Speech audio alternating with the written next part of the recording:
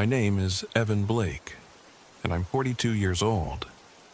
This happened in late October last year during a trip to Dogtown Commons, an abandoned settlement in Gloucester, Massachusetts.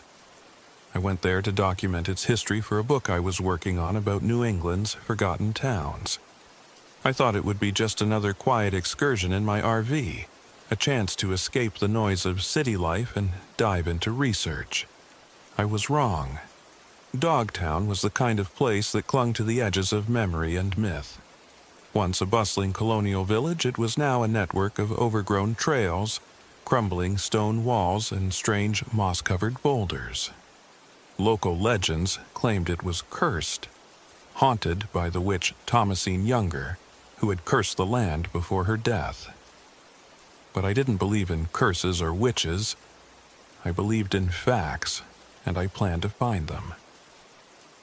I arrived late in the afternoon, just as the sun was dipping behind the treetops.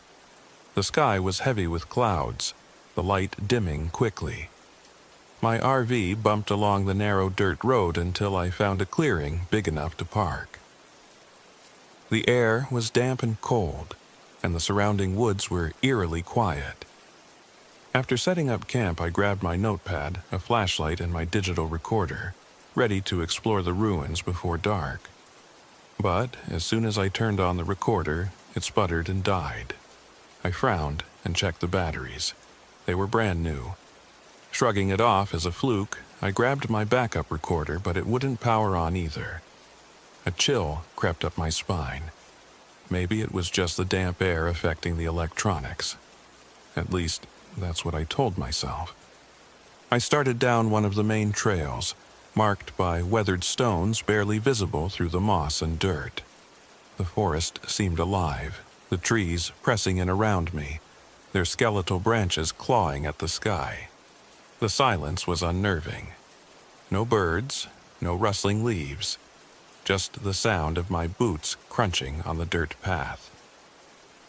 Dogtown was famous for its Babson boulders, massive stones engraved with moralistic sayings.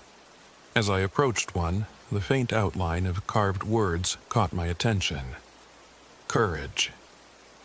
I reached out to brush away the moss when I heard it, the faintest whisper, like someone murmuring just out of earshot. I froze, my hand hovering over the stone. "Hello?" I called out, my voice sounding too loud in the stillness. No response. I told myself it was the wind and moved on, though my heartbeat quickened with each step. As I ventured deeper, I noticed something strange. A boulder I passed had carvings that didn't match anything I'd seen in my research. The words weren't in English, and they seemed freshly etched, as if someone had been there recently. The characters were sharp and jagged, almost angry-looking. By the time I returned to the RV, the sky had turned to slate gray and a thick mist was rolling in. The air felt heavier, the kind of weight that makes it hard to breathe. I set up a small campfire, hoping the light and warmth would steady my nerves. As night fell, the noises began. First, it was faint laughter, drifting through the trees like a memory. Then came the footsteps, slow, deliberate, circling the RV. I grabbed my flashlight and shone it into the woods. The beam cut through the fog, revealing nothing but gnarled branches and shifting shadows. I tried to ignore it, telling myself it was just animals. But then I saw her. Standing at the edge of the clearing was a figure, a woman, cloaked in shadows. She didn't move, didn't make a sound. She just stood there, watching. My breath caught in my throat as I took a step closer, the flashlight trembling in my hand. But when I blinked, she was gone. I didn't sleep that night. The laughter and footsteps continued, growing louder and more insistent as the hours crawled by. When dawn finally came, I felt a mix of relief and dread. I wasn't sure I could handle another night like that. Determined to make sense of what was happening, I spent the morning poring over my notes. That's when I found it. A passage about offerings made to Thomasine Younger. The villagers, desperate to appease her spirit, would leave pouches of salt and coins near her home, accompanied by whispered apologies. It sounded ridiculous, but I couldn't shake the feeling that it was the key to ending whatever was happening. I gathered what I needed, a handful of coins from my pocket and some salt for my kitchen supplies, and made my way back into the woods. The mist had thickened, clinging to the ground like a living thing. The paths seemed to shift under my feet, leading me in circles. Finally, I found it. The stone foundation of what must have been Thomasine's house. Kneeling in the dirt, I placed the pouch near the ruins and whispered, "I'm sorry, I mean no harm, please let me leave." For a moment, everything was still. The mist seemed to lift slightly, and the oppressive weight in the air eased. I let out a shaky breath and stood, ready to head back to the RV. But as I walked, the paths shifted again. The landmarks I'd memorized were gone, replaced by new, unfamiliar terrain. Panic set in as I realized I was lost. Then came the whispers, louder this time, surrounding me. My name echoed through the trees, spoken by voices that didn't belong to anyone I knew. "Stay," a voice said, clear and cold. "You belong here."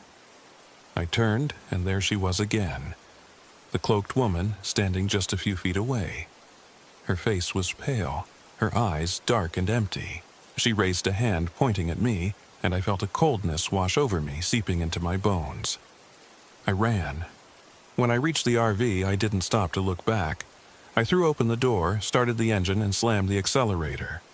The RV lurched forward, the tires skidding on the damp ground.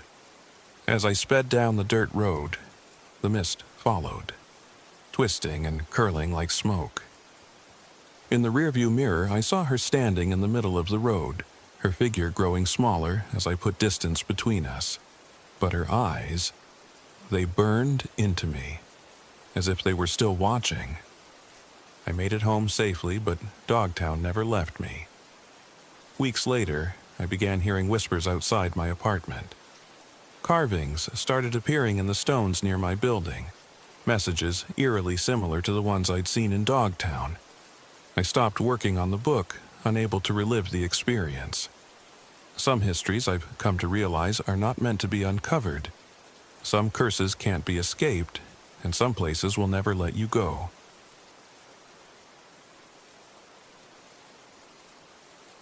My name is Lisa Harper, and I'm 34 years old. This happened last October, during a weekend trip to the Hoosac Tunnel in Florida, Massachusetts. I didn't go there to hunt ghosts or find proof of the paranormal. I went there to prove it didn't exist. I've made a career out of debunking urban legends. My blog, Rational Wanderer, had been steadily growing in popularity thanks to my deep dives into haunted locations across America. The Hoosac Tunnel, nicknamed the Bloody Pit, was my next target. People swore it was cursed, that the restless spirits of the workers who died during its construction haunted its cold, damp corridors. Hundreds of men perished in dynamite blasts, collapses, and drownings when the tunnel was being built. All of that made for a great ghost story, but I was certain there was a rational explanation behind every sighting and sound. That's why I parked my RV in a small clearing just outside the eastern entrance of the tunnel. It was late afternoon, and the woods around me were quiet, except for the occasional rustle of leaves in the breeze. The tunnel loomed ahead, its dark mouth swallowing the sunlight. I grabbed my camera, journal, and an EMF meter, a gadget ghost hunters use that I planned to use to show there was no unusual activity here, and stepped out. I spent the first hour walking around the entrance, filming the overgrown tracks and crumbling stone walls. Everything seemed normal, though I couldn't shake the feeling of being watched. It wasn't oppressive, not at first, just an itch at the back of my neck, the kind that makes you glance over your shoulder even when you know no one's there. The first sign that something was off came when I tried to fly my drone. I wanted aerial shots of the tunnel and surrounding forest, but as soon as it lifted off, the drone veered sharply to the left, ignoring my controls. I brought it down, checked it for damage, and tried again. This time, it wouldn't even turn on. I shrugged it off, blaming the damp air. I wasn't so quick to dismiss the next event. As the sun dipped below the horizon, I set up my gear inside the RV to review the footage I'd taken. That's when I heard it. A faint whisper, so soft I thought it was the wind at first. I froze, straining to listen. The whisper came again, clearer this time. "Lisa!" I laughed nervously, telling myself I must have imagined it. But when I turned off the lights in the RV, I saw something through the window. A shadowy figure stood near the tree line, unmoving, its shape barely visible in the dim light of the rising moon. I grabbed my flashlight and stepped outside, but by the time I got there, the figure was gone. The only sound was the crunch of leaves under my boots and the pounding of my heart. I didn't sleep much that night. Every creak of the RV, every rustle of leaves, had me on edge. When I woke up the next morning, the first thing I noticed was that the coffee mug I'd left on the counter was shattered on the floor. My journal had been moved, open to a page I hadn't written on, and my flashlight, the one I'd used the night before, refused to turn off, even with the batteries removed. Still, I pressed on. I'd come here to disprove the legends, and I wasn't going to let a few strange occurrences scare me away. I spent the day exploring the tunnel itself. The temperature dropped sharply as I stepped inside, the air thick with moisture and the scent of mildew. My footsteps echoed against the damp stone walls. The EMF meter flickered erratically, spiking for a few seconds before dropping back to normal. As I ventured deeper, the faint whispers returned. This time, they sounded like a distant conversation. The words unintelligible, but the tone urgent, almost pleading. I stopped walking, holding my breath, and the whispers stopped too. "Hello," I called out, my voice trembling slightly. No answer. I continued forward, shining my flashlight along the walls. About 50 feet in, I noticed something odd. A set of muddy footprints, far fresher than they should have been. They led deeper into the tunnel, and against my better judgment, I followed them. The footprints stopped abruptly in the middle of the tunnel. There was no side passage, no indication of where whoever, or whatever, had made them, had gone. As I crouched to examine them, I heard the sound of metal screeching. It was faint at first, like the distant groan of a train slowing to a stop, but it grew louder and louder until it was deafening. I whipped around, expecting to see headlights barreling toward me, but the tunnel was empty. Still, the sound persisted, echoing through the darkness. Then, as suddenly as it started, it stopped. The silence that followed was worse. I ran. I didn't stop until I was back in the RV, slamming the door shut behind me. My heart felt like it was about to explode, and my mind raced with questions. There was no train scheduled to run through the Hoosac Tunnel, not anymore. So what the hell had I just heard? That night, I decided to stay awake, determined to catch whatever was causing the disturbances. Around 3 a.m., I saw it again, the shadowy figure near the tree line. This time, I didn't go outside. I sat frozen in my seat, gripping the flashlight like a lifeline. The figure didn't move, it just stood there, watching. Eventually, I couldn't take it anymore. I grabbed my camera and stepped outside, determined to confront it. But, as soon as I left the RV, the figure disappeared again. In its place, I found something else. A small, leather-bound journal half buried in the dirt. I picked it up and flipped through its brittle pages. It appeared to be a diary written by one of the tunnel workers in the 1860s.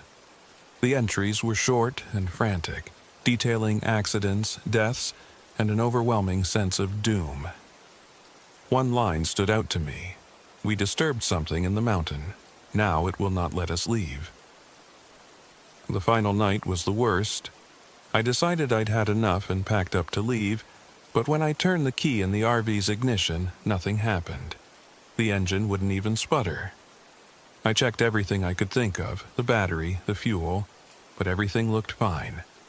That's when I saw them. Dozens of shadowy figures emerged from the woods surrounding the RV. Their features were indistinct, their eyes hollow and glowing faintly. They didn't move closer, just stood there, watching me. The whispers returned, louder now, overlapping until they formed words. "Stay with us." My breath came in shallow gasps as I scrambled back inside the RV, locking the door. The figures didn't follow, but their presence was suffocating. The whispers grew to a cacophony, voices overlapping, begging, commanding. In desperation, I remembered the journal.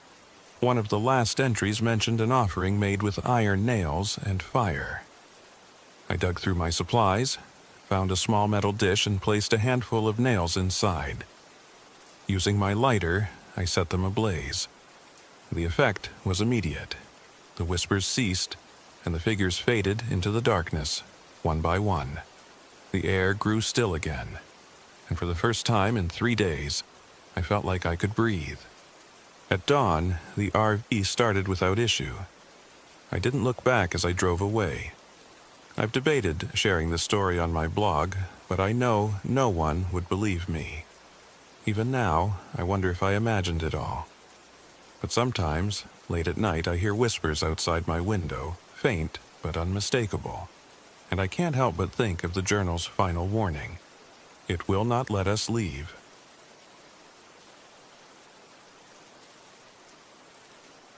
My name is Ashley Whitmore, and I'm 26 years old. This happened in late October, just last year. I was camping in Wendell State Forest with my best friend Tom, and I can't stop thinking about it, replaying every detail in my mind. I used to be someone who loved exploring, who believed the world held mysteries that were mostly beautiful. Now, I'm not so sure. It started as my idea, a weekend camping trip in one of Massachusetts' most remote forests. I'd been obsessed with the eerie reputation of Wendell State Forest after reading a blog about strange sightings and ghost stories tied to the area. For a photographer like me, it sounded perfect. Rustic trails, abandoned cabins, and mist-covered lakes to capture. Plus, I thought it'd be a good way to unplug, away from the constant buzz of my job in Boston. Tom didn't feel the same way. He'd made it clear during the 2-hour drive in my ancient RV that he was only coming to keep me out of trouble. "You have a bad habit of picking creepy places to camp," he muttered, staring out the window at the thickening woods. "I'm not dragging you into some horror movie," I replied with a laugh. "It's just a forest." He raised an eyebrow at me. "Just a forest? You literally said this place is known for weird disappearances." "They're just stories." Tom sighed, but he didn't push further. That was Tom for you. Skeptical, steady, and loyal to a fault. Even if he thought I was nuts, he'd still have my back. We reached the trailhead late that afternoon. The parking lot was empty except for my RV. That should have felt peaceful, but something about the silence unsettled me. It wasn't the kind of quiet you get in nature, full of birdsong and rustling leaves. This was heavy, like the woods were holding their breath. Tom unloaded our gear while I grabbed my camera. The first red flag came early. The tent poles I'd brought snapped while we were setting up camp. They weren't bent or cracked. They just broke apart in my hands like dried twigs. "You're kidding me," Tom groaned. "Did you buy this at a dollar store?" "It's fine," I said, trying to sound confident. "We'll improvise." We managed to rig the tent with some branches and duct tape, but it leaned at an awkward angle, as if the forest itself didn't want us there. I busied myself with taking photos of the area. Towering oaks, golden leaves carpeting the ground, and a peculiar clearing about 100 yards from our campsite. It was perfectly round, with no vegetation in its center and blackened tree trunks encircling it. I snapped a photo, shivering despite myself. The first night, the forest came alive with strange noises. Around midnight, I woke to the sound of footsteps circling our tent. I froze, straining to listen. "Tom," I whispered, "do you hear that?" "Probably just deer," he murmured, half asleep. The footsteps grew louder, deliberate. They weren't the light, random movements of an animal. They were purposeful, like someone pacing. Then, just as suddenly as they started, they stopped. Tom heard it too now. He sat up, grabbing his flashlight. "Stay here," he said. "Are you crazy?" I hissed. But he was already unzipping the tent. He swept the light around the campsite, revealing only empty woods. Still, neither of us could shake the feeling that we were being watched. The next day, we hiked deeper into the forest, following a faint trail that seemed to lead toward the clearing I'd photographed. On the way, we discovered something strange. Massive footprints in the dirt, far larger than any humans. They looked almost like bare feet but were elongated, with claw-like impressions at the toes. Tom crouched to examine them. "Maybe someone's messing with us," he said, though he didn't sound convinced. "Miles from civilization? Highly unlikely." We kept walking, the trail narrowing and twisting in ways that made no sense. At one point, it felt like we were walking in circles, though we hadn't turned back. Then we found it. The clearing. In the daylight, it was even more unsettling. The scorched trees looked as though they'd been burned from the inside out, and at the center of the circle lay a pile of animal bones, picked clean. Tom grabbed my arm. "Ashley, let's go. Now." I hesitated, wanting to photograph it, but the unease in his voice convinced me. As we turned to leave, I heard a faint sound, like a whisper carried on the wind. It was my name. "Ashley," the voice said. I spun around, but no one was there. That night, the real horror began. We sat by the fire, trying to shake off the day's weirdness, when Tom stood up abruptly, staring into the trees. "What is it?" I asked. "There's someone out there," he said, his voice low. I followed his gaze but saw nothing. Probably a raccoon or... Before I could finish, I noticed something moving between the trees. A figure, just barely visible in the firelight. At first, I thought it was a person, but something about its movements was wrong. It didn't walk, it glided, its limbs too long, its head tilted at an unnatural angle. "Tom," I whispered, my heart pounding. "That's not a person." He grabbed a branch from the fire, holding it like a weapon. The figure stopped at the edge of the light, its hollow eyes reflecting the flames.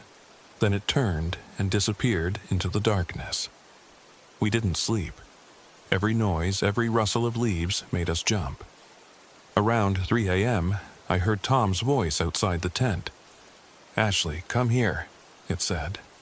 I froze. Tom was sitting next to me, wide awake. "You heard that, right?" I whispered. He nodded, his face pale. "Don't move." The voice called again, more insistent. "Ashley, help me." I covered my ears, willing it to stop. It didn't. At dawn, we decided to leave. We packed up in silence, the fear between us palpable. As we hiked back toward the RV, the forest seemed to change. The trail we'd followed was gone, replaced by dense underbrush. The trees leaned closer, their branches twisting like grasping fingers. Then we saw them. Figures emerged from the shadows, identical to us. A second Tom, a second Ashley, their faces blank and their eyes dark. They moved in jerky, unnatural ways, like puppets on invisible strings. The second Tom spoke first. "Stay," it said in a hollow, echoing voice. "We want you to stay." The second Ashley smiled. bearing too many teeth. "You belong here now." Tom grabbed my hand and whispered, "Run." We sprinted through the forest, the figures following close behind. They didn't run, they floated, gliding effortlessly over the uneven ground. When we finally reached the RV, I fumbled with the keys, my hands shaking. The figures stopped at the tree line, watching us with their hollow eyes as we sped away. I don't know what they were, skinwalkers, spirits, demons, maybe something else entirely. All I know is that we weren't supposed to be there, and they made that clear. Tom and I haven't spoken much since that trip. He says he wants to forget, but I can't. Sometimes I wake up to the sound of footsteps outside my apartment. Sometimes I think I see a second me watching from the shadows. I don't take photos anymore.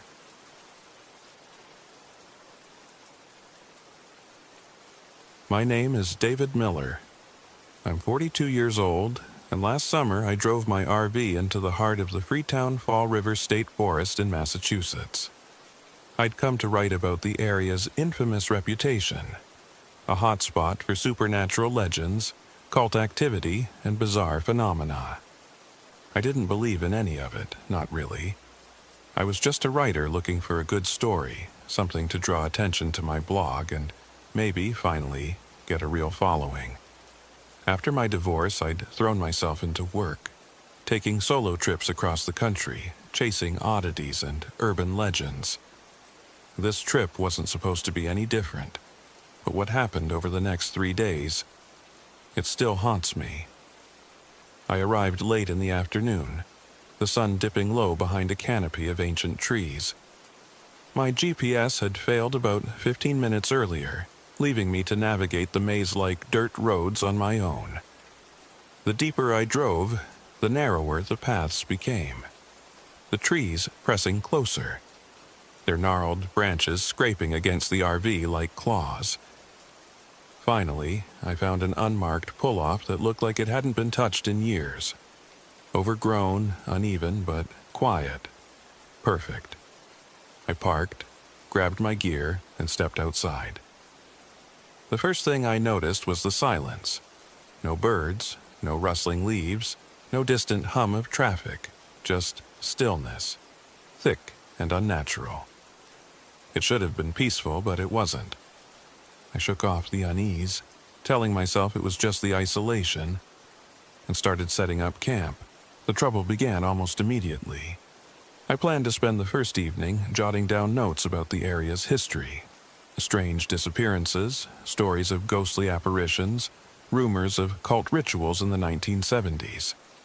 But as I went to plug in my laptop, the RV's backup power refused to work. "Come on," I muttered, fiddling with the connections. Nothing. My phone too was useless, no signal and a battery draining faster than it should have. Annoyed, but not panicked, I lit a lantern and set up my notebook instead. Outside, the forest seemed to close in tighter as darkness fell. It started with footsteps. I was sitting by the fire, the warm glow flickering across the trees, when I heard them. Soft, deliberate, like someone walking barefoot on the forest floor. "Hello," I called, shining my flashlight into the darkness. The beam caught only trees and shadows. The footsteps stopped. I stood there for what felt like an eternity, waiting for some kind of movement, a voice, anything. When nothing came, I convinced myself it was just an animal and returned to the fire. But the unease lingered. The next morning, I decided to explore the trails. I left the RV and followed a faint path that twisted through the woods, marked occasionally by faded red blazes on the trees. The forest was dense, almost suffocating, and the farther I went, the more I felt like I was being watched. Halfway down the trail, I saw something, or someone. A figure stood far ahead, shrouded in the morning mist. It was tall, impossibly still, and cloaked in shadow. "Hey," I called, my voice echoing back at me. The figure didn't move. I took a step forward, and just like that, it was gone. 1 second there, the next, nothing but empty forest. That night, things escalated. I was sitting by the fire again, trying to shake off the memory of the figure when a voice whispered my name. "David." I froze, my blood running cold. It wasn't loud, barely more than a breath, but it was unmistakable. "Who's there?" I said, standing and scanning the woods with my flashlight. No answer. Just the crackling fire and the suffocating quiet. Then the voice came again, closer this time. "I can help you, David." The fire flickered violently, as if caught in a sudden gust of wind, but the air was still. "What do you want?" I demanded, my voice shaking. "I want to help you," it said, smooth and almost kind. "You've been searching, haven't you, for meaning, for purpose? I can give it to you. All you have to do is ask." I stumbled back into the RV, locking the door behind me. But even there, I didn't feel safe. The next day, I told myself I'd imagined it. Stress, isolation, maybe even gas fumes leaking in the RV. I tried to rationalize it all. But the forest wouldn't let me forget. That afternoon, while hiking, I found strange carvings etched into the trees. Symbols I didn't recognize, some spiraling, others jagged and crude. Around them, the ground was littered with animal bones, arranged in deliberate patterns. The air felt heavier there, colder, and I couldn't shake the feeling that I was being watched again. That night, the entity revealed itself. I was lying in bed when the RV began to shake, not violently, but enough to make me sit up in alarm. Then I heard it again, the voice. "David, come outside." "No," I whispered, clutching the flashlight like a lifeline. "Come outside," it repeated, more insistent this time. Against every instinct screaming at me to stay inside, I opened the door. It was there, standing at the edge of the firelight. The figure was cloaked, its face obscured by shadows. It was tall, unnaturally so, its presence overwhelming, and though I couldn't see its eyes, I felt them boring into me, heavy with intent. "What do you want?" I croaked. "I can give you what you desire," it said, its voice deep and resonant. "Recognition, success, freedom from your pain. All you have to do is write about me. Spread my story, my name." I shook my head, backing away. "No, this is insane." The figure didn't move, but the shadows around it began to shift, coiling like living things. "If you refuse," it said, "you will never leave this forest." I ran. The moment the words left its mouth, I bolted into the woods, not caring which direction I went. My flashlight bobbed wildly, casting fleeting glimpses of trees and shadows. But no matter how far I ran, I kept ending up back at the campsite. Over and over, the same clearing, the same fire pit, the same suffocating dread. The entity was waiting for me each time, silent and patient. Eventually I collapsed, my body trembling with exhaustion. "I'll do it," I whispered. "I'll write about you." The air shifted immediately, the oppressive weight lifting as the shadows receded. The figure stepped closer, holding out a long, clawed hand. "Write my name," it said, its voice almost gentle now, "and you may go." My hand shook as I scribbled the name it gave me into my notebook. The moment I finished, the figure vanished, and the forest fell deathly silent.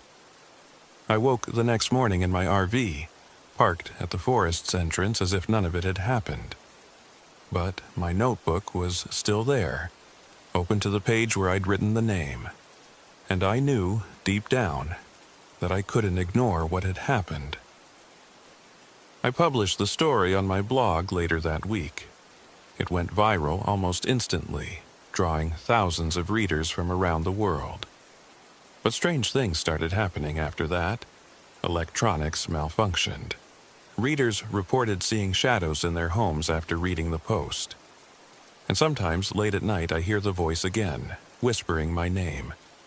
I don't know what I've unleashed, but I know it's not finished with me yet.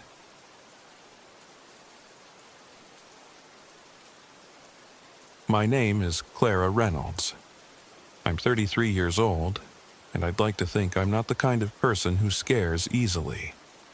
Being a travel nurse, I've seen my fair share of life's chaos, things that would send most people running.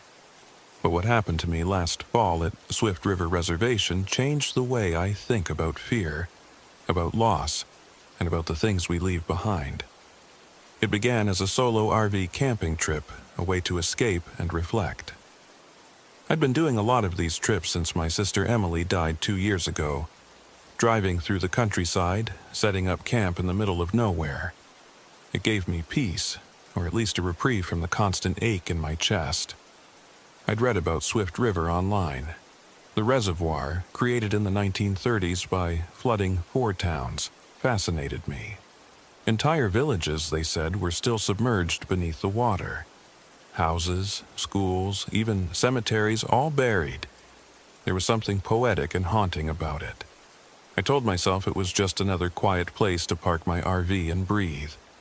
But from the moment I arrived, something felt off. I pulled into the campground late in the afternoon. The lot was empty, which didn't surprise me. Most people probably preferred more popular spots. But as I stepped out of my RV and looked around, the silence struck me. There were no birds, no rustling leaves, just the faint lap of water against the shore. It was eerie, but I shook it off. Solitude was what I wanted, after all. My RV gave me trouble almost immediately. The battery, which had worked fine during the drive, refused to charge. I had no power for the lights or my phone. Normally, I'd call for roadside assistance, but there was no signal out here. I wasn't too worried. I had a flashlight and plenty of supplies. I could manage for a couple of nights. The first night was uneventful, mostly. I sat by the water, journaling, and letting my mind wander. But as the sun dipped below the horizon, a fog began rolling in, thick and unnatural. It spread across the reservoir like a living thing, curling around the trees and creeping toward my campsite. That's when I heard it. A faint, high-pitched giggle. I froze, my pen hovering over the page. The sound came again, unmistakable. The laughter of children. Distant but clear. "Hello?" I called, shining my flashlight toward the woods. Nothing moved. The beam only illuminated the fog, dense and impenetrable. I told myself it was my imagination or maybe an echo from another campsite, though I knew I was alone.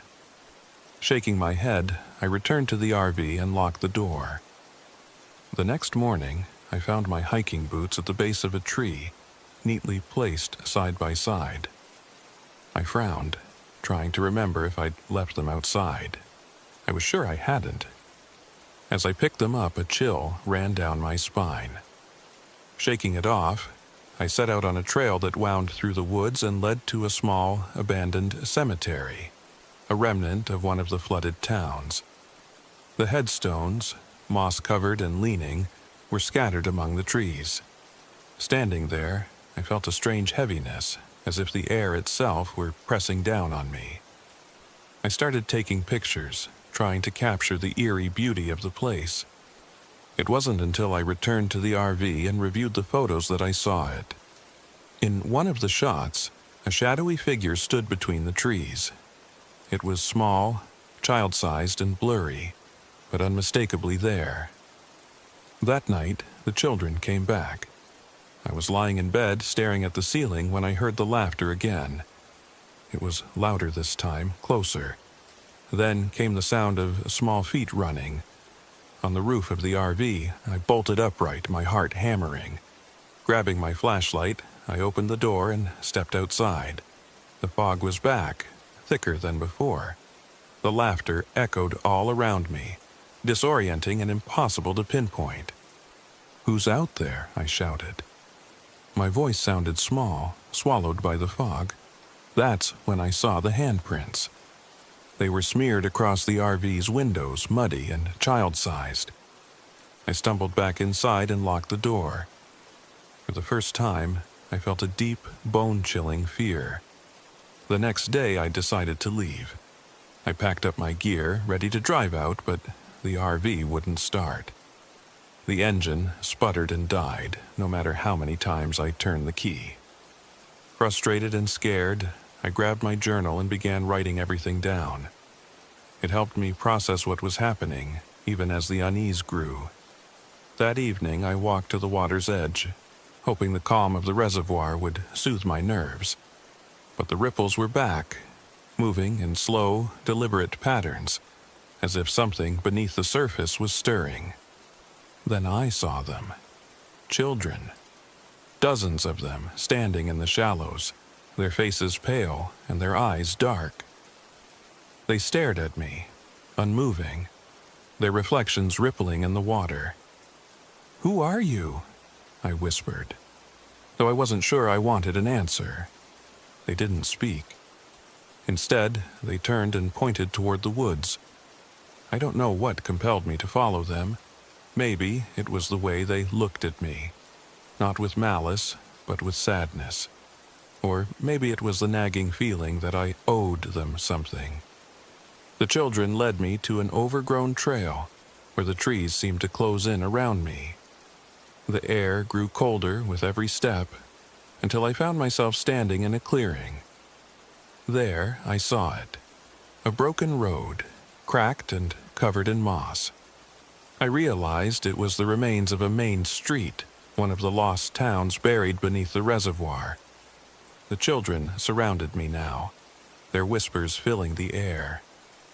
They showed me flashes of their lives, playing in fields, walking to school, sitting at dinner tables.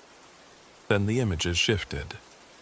Homes were flooded, graves were disturbed, and families were torn apart. I saw parents crying, children screaming, and water swallowing everything they knew. "Remember us," they whispered, their voices overlapping. I dropped to my knees, overwhelmed by their grief. It was as if the weight of their lost lives had been poured into me, threatening to drown me. When I woke, the sun was rising. I was lying by the reservoir's shore, soaked to the skin but alive. My journal was open beside me, its pages filled with words I didn't write. Names. Dozens of names. I left Swift River that morning, my RV miraculously starting without a hitch. But I wasn't the same. The names I found in my journal matched those of children buried in the towns that now lay beneath the water. I spent weeks researching them, piecing together their stories and sharing them wherever I could. I don't know if it's enough, but it's all I can do. And sometimes late at night I hear their laughter again. Soft, distant, and maybe a little less sad.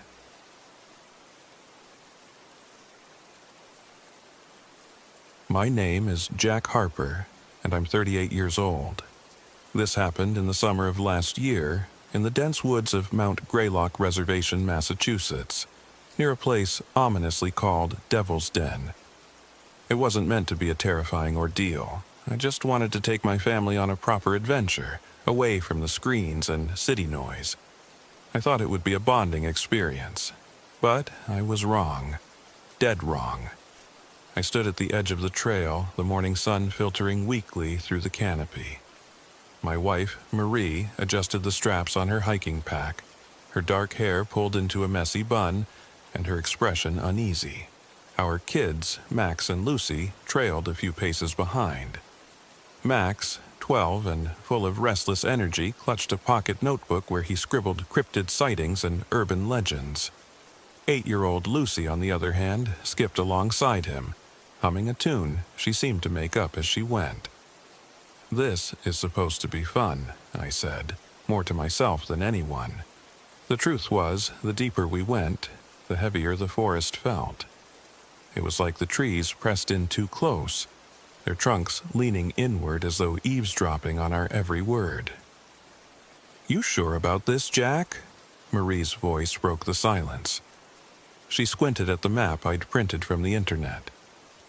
Positive, I replied, though my confidence was wavering. It's a little off the beaten path, but that's the point. Fresh air, no distractions. Marie sighed, but didn't argue. That was one of the things I loved about her. She trusted me, even when she probably shouldn't. We reached the campsite late afternoon. It was a small clearing surrounded by towering pines, and I couldn't help but feel a sense of accomplishment. I set to work pitching the tent while Marie unpacked. That's when the first snag hit, literally. The tent poles were bent, warped beyond use. "Seriously?" I muttered, holding one up. Marie raised an eyebrow but kept silent. After some improvisation, I managed to rig a shelter using the tarp and some rope. It wasn't pretty, but it would do. Dinner was another struggle. Our portable stove sputtered once and died, forcing us to roast hot dogs over the fire. The kids didn't seem to mind, but I caught Marie eyeing the darkening forest, her unease growing. "I don't like how quiet it is," she whispered once the kids were distracted. "It's nature, Marie," I said with a grin, but even I noticed the lack of usual forest sounds. No bird song, no rustling in the underbrush, just silence, heavy and oppressive. That night, things started to feel off. Lucy woke us up screaming. "What is it?" I said, rushing to her side. She was sitting up in her sleeping bag, tears streaming down her face. "He was here," she sobbed, pointing at the entrance of the tarp. "He was watching me." "Who, Lucy?" She hesitated, her little hands trembling. "My tall friend, he has no face." Marie shivered beside me, pulling Lucy close. "It's just a nightmare," I assured them, but even I didn't believe it. The next morning, Max discovered clawed footprints near the fire pit. They were massive, unlike anything I'd ever seen, and they circled our campsite in deliberate loops. "Bear," I said, though my voice faltered. Max looked unconvinced. "Bears don't leave claw marks like this." Marie took pictures with her camera, her hands shaking. As she reviewed the shots, she went pale. "What is it?" I asked. "Nothing," she said too quickly, but I caught a glimpse of the screen. Among the trees there was a shadow, a figure, tall and gaunt, with elongated limbs. By midday, the unease had settled into full-blown dread. Marie and I whispered about leaving, but I didn't want to cut the trip short. I couldn't let fear ruin the experience. That was a mistake. That night, the forest came alive in the worst way. We were sitting around the fire when the howls began, low and mournful, echoing through the trees. "Coyotes," I said, but Max shook his head. "They don't sound right." He was right. The howls were wrong. They rose and fell unnaturally, almost human-like, but with a twisted edge that made my skin crawl. Then came the snapping branches, closer and closer, until something brushed against the tarp. I grabbed a flashlight and stepped outside. The beam cut through the darkness, revealing nothing but trees. Yet, the feeling of being watched was unbearable. When I turned back, I froze. At the edge of the clearing, just beyond the firelight, stood a figure. It was impossibly tall, its limbs too long, its face a pale void. I blinked, and it was gone. "We need to leave," Marie said, once we were back under the tarp. She held Lucy close, her eyes darting to every shadow. Max sat stiffly, clutching his notebook like a talisman. "We'll go at first light," I promised. But we didn't make it that far. Around midnight, something tore through our supplies. I woke to the sound of ripping fabric and guttural growls. Grabbing a flashlight, I shone it outside to find our food scattered, clawed apart. The creature's tracks circled our shelter again, fresh and deliberate. Lucy began to cry softly, and Max whispered, "It's hunting us." "We'll be fine," I lied, though my heart pounded in my chest. By dawn, the decision was clear. We had to leave.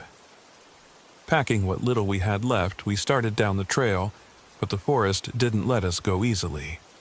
The trees seemed closer, the path narrower. The air grew colder, and the howls followed us, distant but persistent. Then Lucy stopped abruptly. "What's wrong, sweetheart?" Marie asked. She pointed ahead. "He's waiting for us." I turned and saw it again. The creature stood in the middle of the trail, impossibly still. Its hollow eyes seemed to pierce through me, and when it moved, it didn't walk. It glided, closing the distance without a sound. "Run!" I yelled, shoving my family ahead. The creature gave chase, its movements jerky yet horrifyingly fast. Branches snapped around us, and the air filled with that terrible howl. I made a choice then, a terrible, final choice. "Go to the ranger station," I shouted. "I'll distract it." "Jack, no!" Marie screamed. But there was no time. I grabbed a branch and swung it wildly, drawing the creature's attention. It stopped, tilting its head as if studying me. Then it lunged. I ran, leading it away from my family. The forest blurred around me, my lungs burning. I didn't look back, not even when I felt its breath on my neck. The last thing I remember is tripping, the ground rushing up to meet me, and the creature's shadow falling over me. When I woke, the forest was silent. The creature was gone. My family was safe, though I paid a price I'll never fully understand. We never found out what it was, and I doubt we ever will. But the forest remembers, and so do we.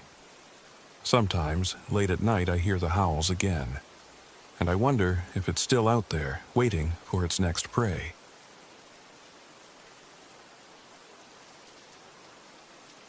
My name is Eric Nolan, and I was 35 when this happened.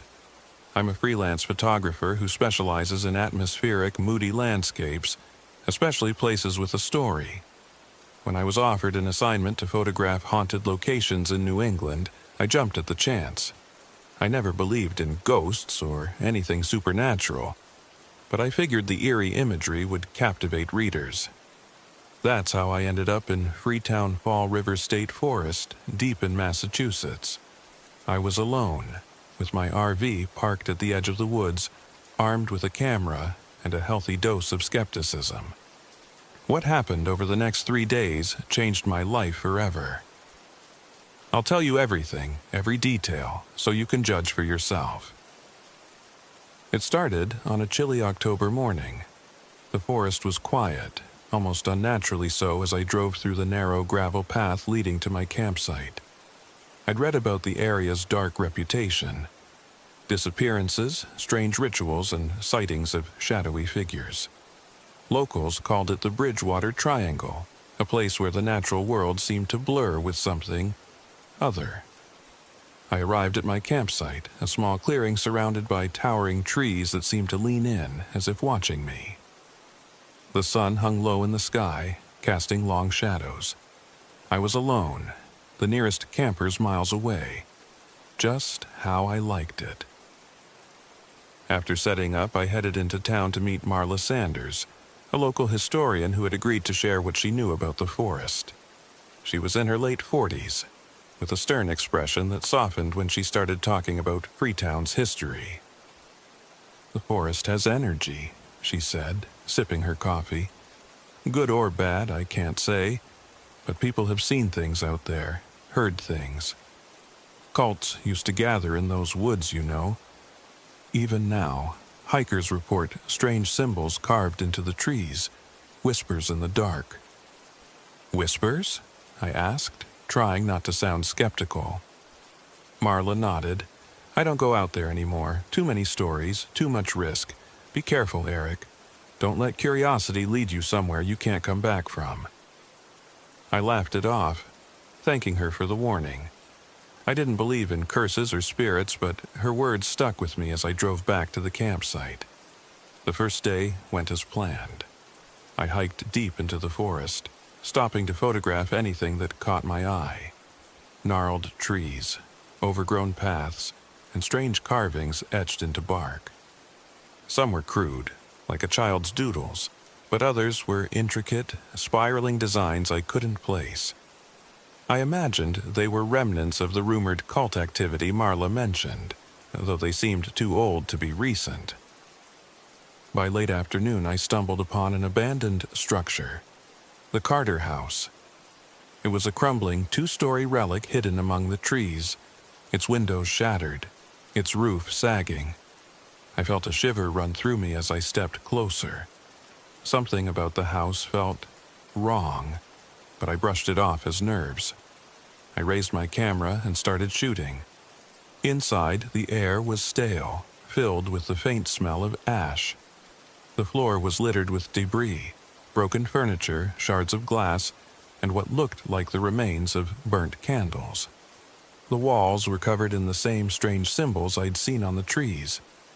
In the center of the room, a blackened circle marred the floorboards, as if a fire had burned there. As I framed a shot, I noticed something strange in the viewfinder, a shadow at the edge of the frame, too defined to be a trick of the light.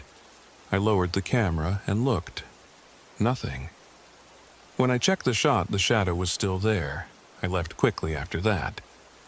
That night, back at the RV, I reviewed the day's photos. Most of them were fine, but the ones of the Carter house were off.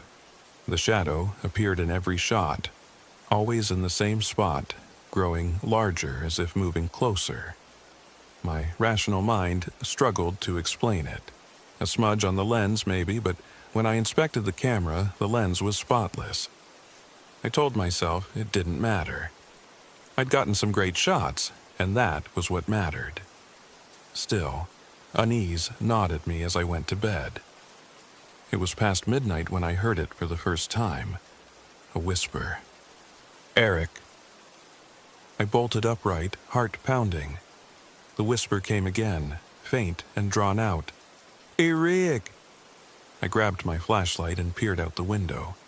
The clearing was empty, bathed in pale moonlight. The trees stood silent, unmoving.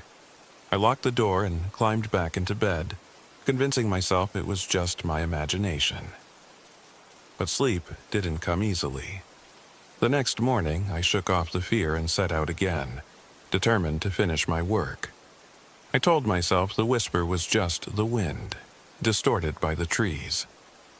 But as I hiked deeper into the forest, the feeling of being watched returned. I found more of the carvings, more elaborate this time. One tree bore a series of spirals radiating outward, almost hypnotic in their precision.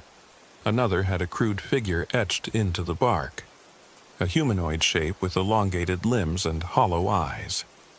I took photos of each, but the unease grew with every step. Then I heard it again. "Eric!"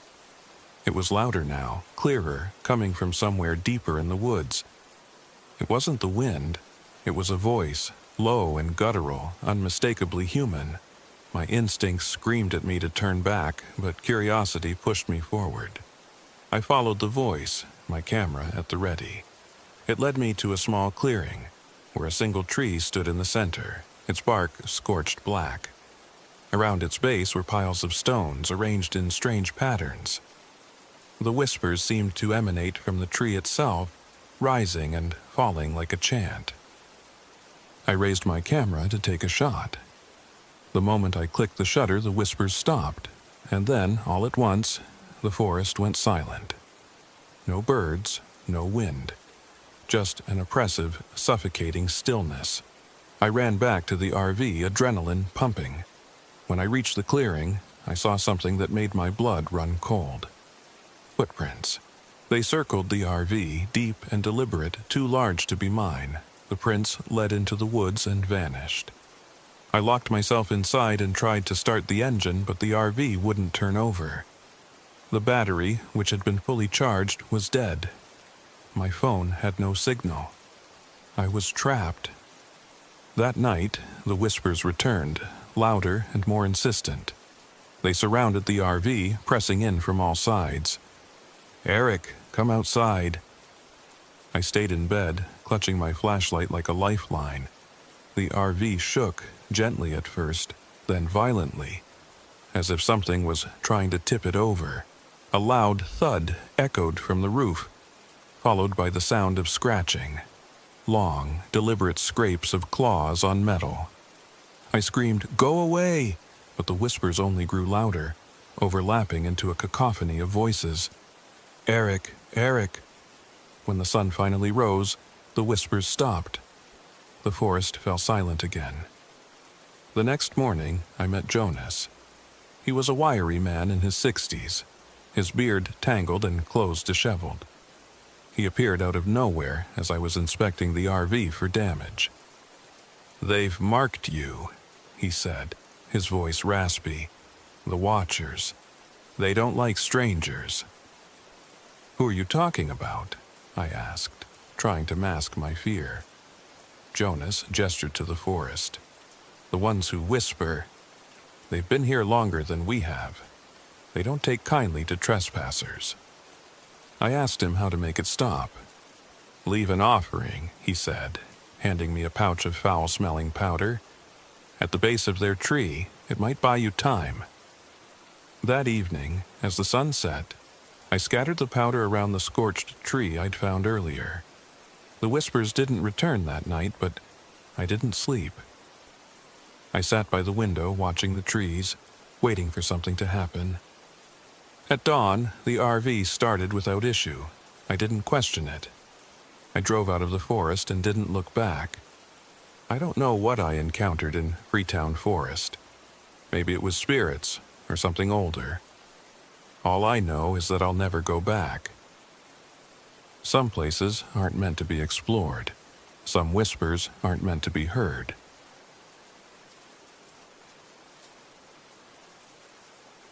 My name is Lily Hart, and I was 29 when this happened. I don't tell this story often, partly because most people wouldn't believe me, and partly because I still can't explain everything that occurred during those 3 nights at Mohawk Trail State Forest in Massachusetts. I went there alone, with good intentions, a weekend in nature to reset my mind and find inspiration for my writing. What I found instead was something I'll never forget, and wish I could. I arrived on a Friday afternoon in late October, the kind of day where the air bites just enough to remind you winter is coming. My RV was small but comfortable, perfect for solo trips. I parked at a secluded campsite near a trailhead. The forest was dense, the kind of place where sunlight filters through in narrow beams, and shadows linger long after sunset. The first signs of trouble came early, but I brushed them off. My tent, a new purchase, had a faulty zipper that wouldn't stay closed. My camp stove refused to light, forcing me to eat a cold sandwich instead of the hot meal I'd planned. I figured these were minor inconveniences. I was here to escape the city and prove to myself I could handle life in the wilderness. The setbacks felt like part of the challenge. I met a man at the trailhead as I was unloading my gear. He introduced himself as Paul Riley, a friendly, older guy in his 50s with a grizzled beard and an easy smile. His RV was parked a few sites away, and he told me he was a regular here. "First time at Mohawk Trail?" he asked. "Yeah," I said, smiling despite my nerves. "It's beautiful." "It is," he said, his tone shifting slightly, "but be careful, these woods, well, they've got stories. Respect the woods, and they'll respect you back." I laughed awkwardly, unsure how to respond. Paul must have seen the confusion on my face because he added, "Just watch for strange things, all right? Animals acting weird, sounds you can't place. If something feels off, trust your gut." I thanked him, but his words stayed with me. As I hiked back to my site, I glanced over my shoulder more than once, half expecting to see someone, or something, following me. The first night was uneventful, though I struggled to sleep. The forest was alive with sound. The rustling of leaves, the occasional hoot of an owl, and the faint trickle of a brook nearby. Around midnight, I heard a noise that stood out, a low, guttural sound, like a cross between a growl and a groan. I froze in my sleeping bag, straining to hear it again, but the forest fell silent. The next morning, I chalked it up to nerves. After all, I wasn't used to being alone in such an isolated place. Determined to shake off the unease, I spent the day exploring the trail and taking notes for my essay. I even spotted a deer grazing near the brook. It was standing perfectly still, its dark eyes fixed on me. Something about its posture felt wrong. I moved closer to take a picture, but as soon as I raised my phone, it bolted, its movements stiff and awkward, like it wasn't used to running. I brushed it off. Wild animals behave strangely sometimes, right? The second night was when things truly began to unravel. It started with small, unsettling details. My flashlight, which I was certain I'd left on the picnic table, was missing. My food supplies looked disturbed, though I'd locked them in a bear-safe container.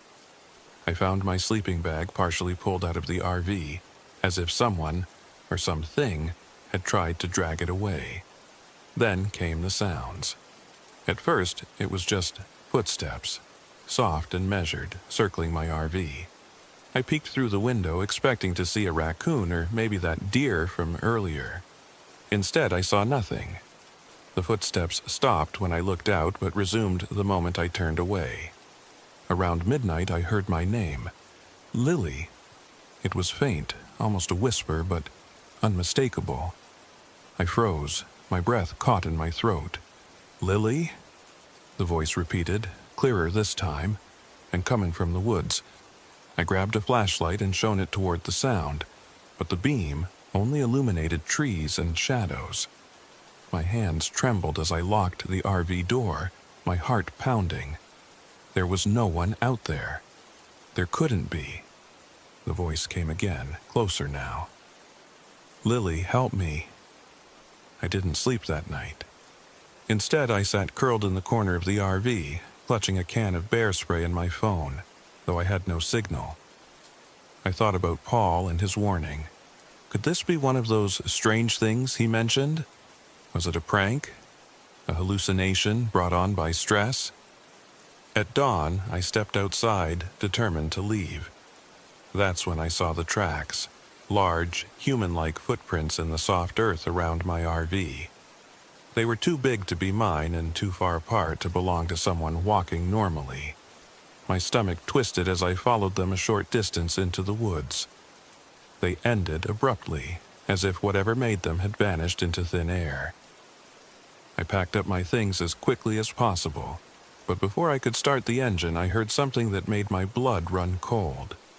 Footsteps approaching, heavy and deliberate. I looked up and saw Paul, or at least something that looked like him, standing at the edge of the clearing. "Paul?"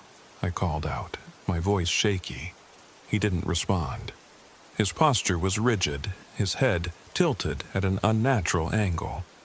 Then, slowly, he smiled.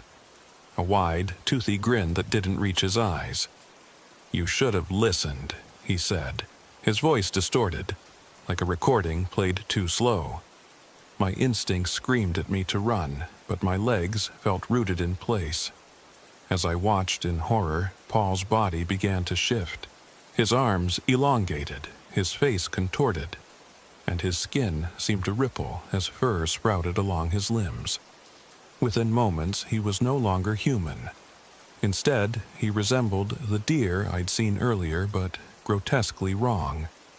Its legs bent backward, its face a nightmarish blend of human and animal features. I don't remember starting the RV or how I managed to drive away, but I do remember the sound of something heavy slamming against the back of the vehicle as I sped down the dirt road. The creature chased me for what felt like miles, its distorted form visible in my rearview mirror. It moved with terrifying speed, its limbs twisting unnaturally as it closed the distance.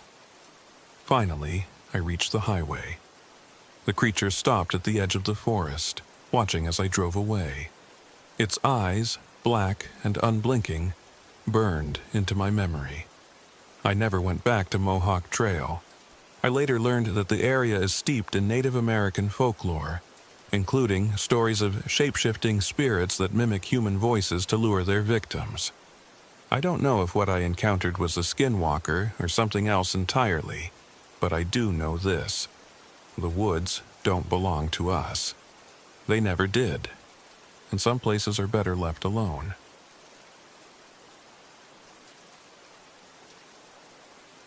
My name is Rachel Porter. I'm 40 years old, and I've spent most of my adult life as a botanist, traveling to remote places to study rare plants. Last year, I was hired by a conservation group to locate and document a species of moss known as Calluna sepulchra. It's elusive, high-altitude moss with supposed medicinal properties that grows only in shaded environments. This was a dream job, or so I thought. The trip brought me to Wachusett Mountain State Reservation in Massachusetts. I'd heard stories about the area's eerie history, rumors of witch trials, hikers going missing, and strange symbols carved into the trees. But I dismissed all of it. I'm a scientist. Facts, not folklore, are my guide. Or at least they were. Everything I experienced on that mountain changed the way I see the world. I arrived at Wachusett on a crisp autumn afternoon. The air was thick with the scent of fallen leaves, and the trees wore the fiery colors of late October. I parked my RV in a small isolated lot at the base of the mountain. The closest campers were miles away, and I liked it that way. Solitude helps me focus. After setting up camp, I drove into the nearby town to stock up on supplies. The general store was small, dimly lit, and run by an older woman named Martha Keys. She greeted me with a polite but curious smile, like she wasn't used to seeing strangers. "What brings you to Wachusett?" she asked, handing me a paper bag of trail snacks. "Work," I said. "I'm a botanist, here to study some rare moss." Martha's smile faded. "You be careful up there. The mountain's got its stories." "What kind of stories?" She hesitated, then leaned in, her voice dropping. "Wachusett's got a witch, or it did back in the 1700s. They say she cursed the land before disappearing into the woods. People go up there and don't come back." I smiled politely, hiding my skepticism. "I'll keep that in mind." Her hand lingered on the counter. "Take only what you need. And if you find something that doesn't belong to you, leave it be." Back at the RV, I prepped my gear. A GPS, notebooks, a camera, and several collection jars. I planned to start early the next morning. My goal was to hike toward the summit, where the moss was most likely to grow. The trail was steep and rocky, but I've handled worse. As long as the weather held, it would be a straightforward trip. But things started going wrong almost immediately. On the first day, I noticed the forest was unusually quiet. No birds, no rustling leaves, just the crunch of my boots on the trail. The air felt heavy, like it carried a weight I couldn't see. I brushed it off as nerves. New places often had that effect on me. About halfway up the trail, I found my first clue: strange symbols carved into the bark of a tree. They were rough, like they'd been gouged out with a knife or a sharp rock, and they formed spirals that seemed to twist endlessly inward. I stopped to take a photo. That's when I heard it. Singing. It was faint, almost too quiet to notice, but unmistakably human. A woman's voice, soft and melodic, drifting through the trees. I froze, straining to locate the source, but it seemed to come from everywhere and nowhere at once. "Hello," I called, but the singing stopped. I waited a moment before moving on, telling myself it was just the wind or maybe another hiker. But deep down, I knew I was alone. By late afternoon, I reached a plateau where the trail split. One path led to the summit, the other veered into denser forest. My GPS flickered, its screen glitching, but I was confident I could navigate back. I decided to explore the offshoot trail, hoping it would lead to a shaded area where the moss might thrive. It was there that I found it. The moss I'd been searching for. It grew in a circle at the base of a massive, gnarled tree. The tree's bark was blackened, as if it had been scorched, and its roots twisted like skeletal hands. The air around it was colder than the rest of the forest, and I couldn't shake the feeling that I was being watched. As I approached, I noticed something hanging from a low branch. A bundle of sticks tied together with red string. It looked like some kind of talisman or charm. I reached for it, but a sudden gust of wind made the bundle sway, releasing a foul, earthy stench. I recoiled, heart pounding. I focused on the moss instead, carefully collecting samples and documenting its location. As I worked, the singing returned, louder this time. It was closer. I glanced around but saw nothing. The sun was sinking and shadows stretched long across the forest floor. I decided it was time to head back. That night, the unease lingered. I reviewed my photos and notes in the RV, trying to distract myself, but the singing haunted me. Even when it wasn't there, I could almost hear it. A faint echo in the back of my mind. Around midnight, I woke to the sound of footsteps outside. They were light, deliberate, circling the RV. I stayed still, barely breathing, listening as they paused near the door. Then came the softest knock, just a single tap. I grabbed my flashlight and swung the door open, shining the beam into the clearing. No one was there, but the footsteps resumed, retreating into the woods. And faintly, on the wind, I heard the singing again. The next morning, I found footprints around the RV. They were small, almost childlike, and they led toward the trail. My gut told me to leave, but my work wasn't finished. I convinced myself it was an animal or some prank by another camper, even though I hadn't seen anyone else on the mountain. I hiked back to the gnarled tree, determined to finish collecting data. But when I arrived, something was wrong. The bundle of sticks was gone, and in its place was a rusted blade embedded in the tree's trunk. The bark around it bled a dark sap, and the moss I'd collected the day before had turned black and withered. I felt a presence behind me and spun around, but the forest was empty. The singing started again, rising and falling like a chant. This time, it was accompanied by faint whispers, too low to understand. I backed away from the tree, my heart racing. The shadows between the trees seemed to shift, and for the first time, I saw her. A figure stood in the distance, barely visible through the trees. She was draped in tattered, old-fashioned clothing, her face obscured by shadow. Her eyes glowed faintly, reflecting the dim light like a predator's. She didn't move, but she raised a hand and pointed toward the summit. I ran back to the RV, my breath ragged. I locked the door and sat trembling, trying to make sense of what I'd seen. I thought of Martha's warning. Take only what you need. Leave it be. I stayed up all night, clutching a flashlight. The singing didn't stop this time. It grew louder, circling the RV like a storm. At dawn, I drove straight to the general store and told Martha what had happened. She listened quietly, her face pale. She doesn't like trespassers, Martha said, and she doesn't forgive thieves. What do I do? I asked. Martha handed me a pouch of herbs. Take everything you've collected and leave it at the tree, apologize out loud. Then leave and don't come back. I followed her instructions.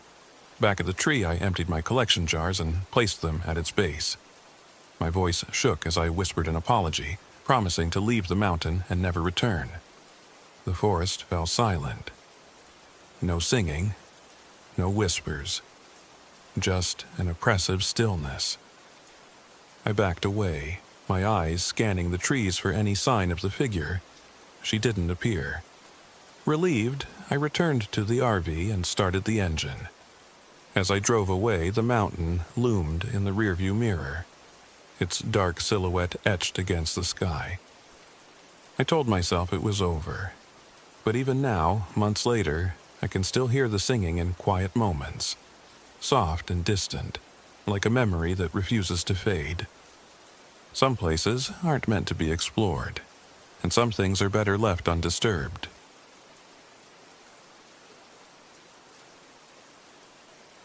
My name is Dana Reed, and I'm 41 years old.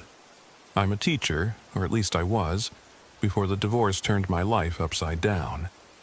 A few months ago, I decided to take some time off, pack up my RV, and just drive. I thought solitude might help me figure things out, what I wanted, who I was outside the wreckage of my marriage.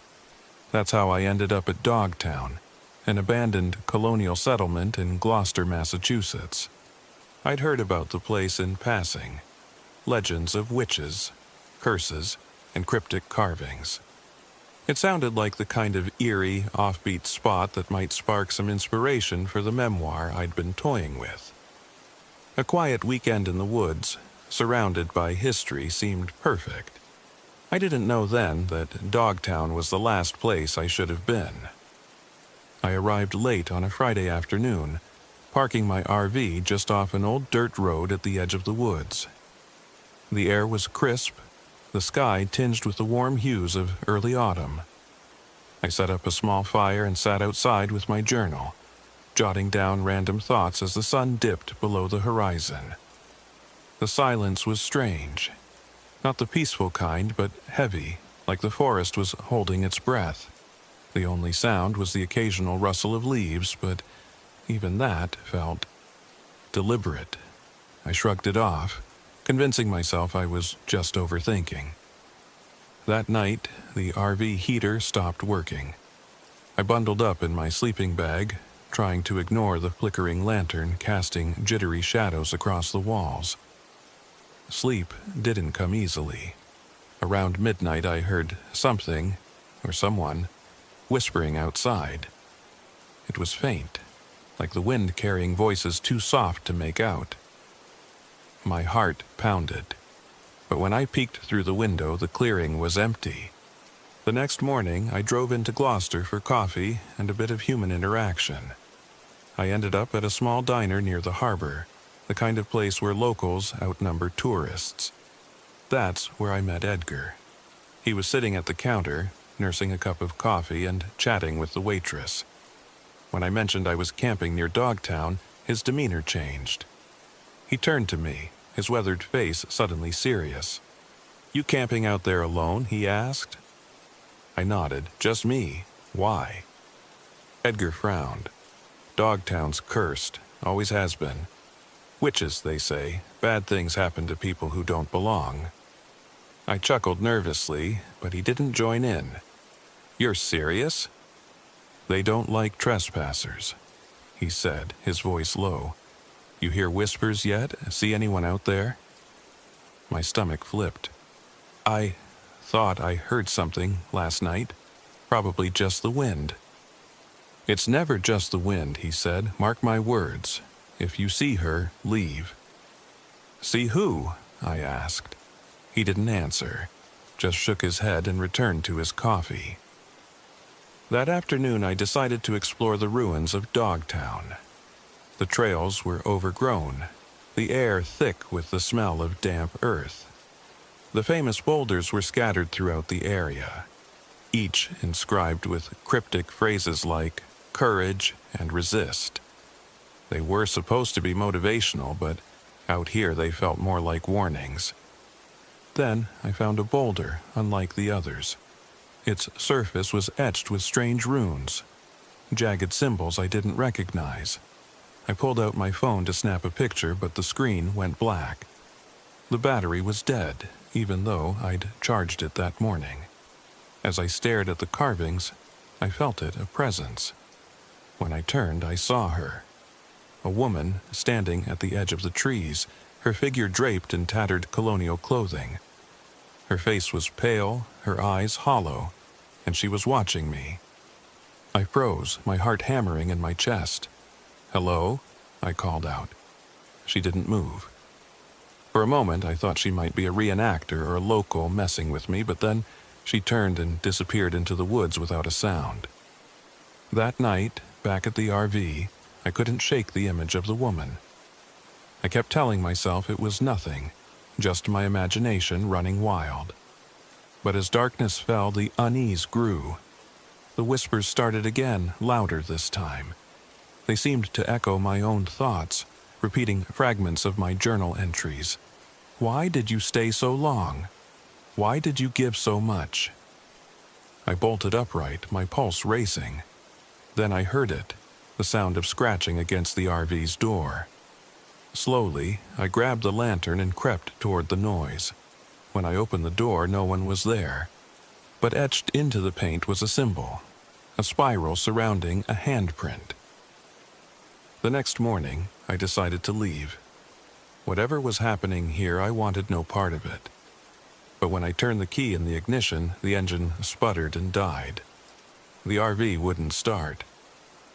I spent the afternoon hiking deeper into the woods, hoping to find better cell service or at least some answers. That's when I stumbled upon the ruins of an old cabin. Inside, the air was damp and cold, and the walls were covered in more of those strange symbols. On a rotting table, I found a book. Its pages were brittle, filled with cryptic notes and eerie drawings. One illustration stopped me cold. It showed a woman being hanged, her face twisted in agony. She looked exactly like the figure I'd seen in the woods. As I flipped through the book, a shadow passed over the doorway. I spun around, but no one was there. Edgar called me that evening. Somehow he'd found my number through the diner's guest book. His voice was frantic. "Dana, you have to leave, now." "I'm trying," I said. "The RV won't start." "Then walk," he said. "You don't understand. Tammy Younger cursed that land. She's still there, and she's angry. She wants what was taken from her." "Who's Tammy Younger?" I asked. "The last witch of Dogtown," he said. "They hanged her for things she didn't do, and she cursed the town with her dying breath. Anyone who trespasses pays the price." That night, the whispers returned, louder than ever. The RV shook as if something was clawing at its sides. Desperate, I grabbed the book and followed the sound into the woods as if drawn by an invisible force. The trail led me to a stone circle surrounded by dead trees. The woman, Tammy, stood at its center, her figure glowing faintly in the darkness. "You don't belong here," she said, her voice like wind through the trees. "You are all the same.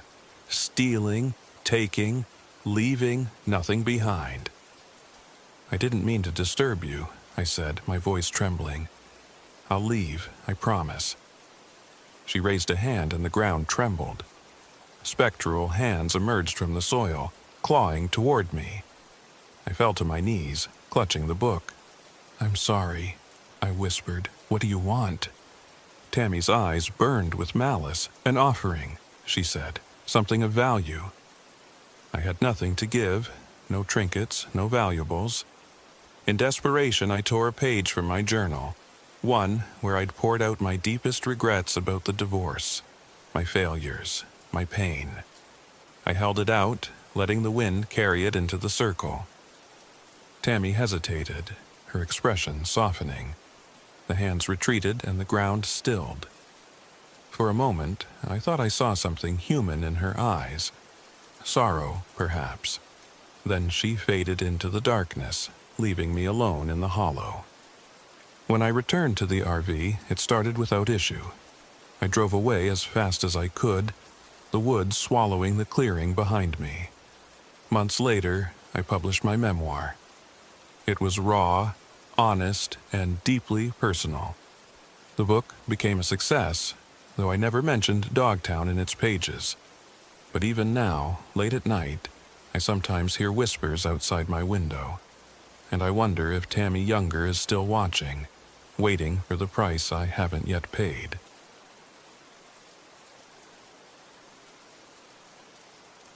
My name is Sam Waters, and I'm 34 years old. I've spent most of my life as a travel nurse, moving from one high-pressure hospital to another. The work takes its toll, so every few months I pack up my RV and head somewhere remote to recharge. That's how I ended up in the Hoosac Valley last summer. I thought it would be peaceful, a chance to escape the chaos. I was wrong. It started like any other trip. I parked my RV in a clearing near the Hoosac Tunnel, just outside North Adams, Massachusetts. The tunnel, nicknamed the Bloody Pit, had a grim history. Over 200 men died during its construction in the 1800s, some buried alive after a catastrophic explosion. Locals claimed it was haunted, but I'd heard ghost stories about half the places I camped. They'd never amounted to anything. The first sign that this trip would be different came when I stopped for supplies in town. The grocery store cashier, a wiry man with a thin gray beard, eyed me as he rang up my food. "You're not going near that tunnel, are you?" he asked. "I'm camping nearby," I said. "Why?" He glanced around, lowering his voice. "Stay away. The ones who go in there don't always come back." I forced a smile, trying to brush it off. "Good thing I'm not planning to explore." The man didn't smile back. "They don't like being disturbed," he said. That evening, I set up camp in a clearing about a mile from the tunnel. The sun dipped below the horizon, and the woods grew unnaturally quiet. I told myself it was just the isolation. The silence was part of why I loved these trips after all. But that night, something felt different. I woke around midnight to the sound of distant whispers. At first, I thought it was the wind, but the voices were too distinct, too human. They were faint, almost pleading, as if someone was calling for help. I stayed in my bed, heart pounding, listening. The whispers seemed to come from all around, but when I looked out the window, the woods were still. The next morning, I wrote it off as a bad dream. I'd been working too much, not sleeping enough. It had to be my imagination. The following afternoon, curiosity got the better of me. I decided to visit the tunnel. It was about a mile away, an old railroad passage carved into the side of a hill. The entrance loomed like a dark maw, its walls streaked with moss and graffiti. As I stepped inside, the temperature dropped sharply and my breath misted in the air. Water dripped from the ceiling, echoing against the stone walls. I walked about 20 yards in before I stopped. That's when I heard it. Faint voices, like the ones from the night before. They were soft, indistinct, but unmistakable. A chill ran down my spine. I turned to leave, but before I could take a step, I saw lights deeper in the tunnel. Small, flickering orbs, like lanterns. "Hello?" I called out. My voice echoed back, but no one responded. The lights vanished, and the whispers stopped. I hurried back to the RV, my nerves on edge. This time, I couldn't dismiss what I'd seen. Back at the campsite, I ran into a local. He introduced himself as Carson, an older man with a weathered face and a limp. He carried a bundle of firewood under one arm. "Camping out here alone?" he asked, his tone wary. "Yeah," I said. "Just me." Carson glanced toward the tunnel. "You shouldn't be here. That place, it's cursed." I hesitated, then decided to ask. "What do you mean?" "They call them the Forgotten Ones," Carson said. "Men who died in that tunnel, trapped, crushed, left to rot. They never got a proper burial. They haunt this place, angry, looking for someone to take their place." I laughed nervously. "You really believe that?" Carson's expression didn't change. "You hear voices yet? See the lights?" My blood ran cold. How did you? They always start with voices, he said. If you hear the shovels, it's already too late. That night, I heard them. I was lying in bed staring at the ceiling, too uneasy to sleep. The generator had been acting up all evening, flickering the lights on and off. As the forest settled into silence, I heard the faint scrape of metal against stone.